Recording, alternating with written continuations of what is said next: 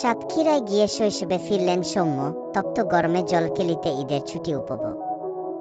ঈদের ছুটিতে কর্মব্যস্ত নগর জীবন ছেড়ে ক্রিকেটাররা ছুটে গেছেন আপন ঠিকানায় পরিবারের সান্নিধ্যে সময় কাটাতে। বাংলাদেশ জাতীয় দলের ব্যাটসম্যান সৌম্য সরকারও এর ব্যতিক্রম নন। রাজধানীর কোলাহল পেছনে ফেলে তিনি ছুটে গেছেন নিজ জেলা সাতক্ষীরায়, যেখানে অপেক্ষায় ছিল তার শৈশবের অসংখ্য স্মৃতি। সাতক্ষীরায় পৌঁছে গ্রামের চেনা পরিবেশে হারিয়ে যান এই বাঁহাতি ব্যাটসম্যান। গ্রীষ্মের প্রচণ্ড দাবদাহ থেকে মুক্তি পেতে শৈশবের মতোই নেমে পড়েন পুকুরের জলে।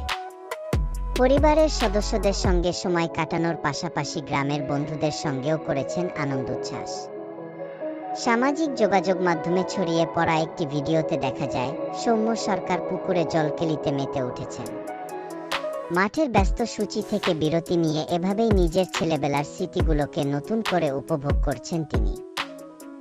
ঈদের ছুটি শেষে আবারও ব্যাট হাতে মাঠে ফেরার প্রস্তুতি নেবেন সৌম্য। তবে আপাতত তিনি কাটাচ্ছেন নির্মল এক অবসর, যেখানে নেই ক্রিকেটের চাপ, নেই শহুরে জীবনের ব্যস্ততা, শুধু গ্রাম, প্রকৃতি আর পুরনো দিনের স্মৃতির সঙ্গী হয়ে কাটছে তার ঈদ।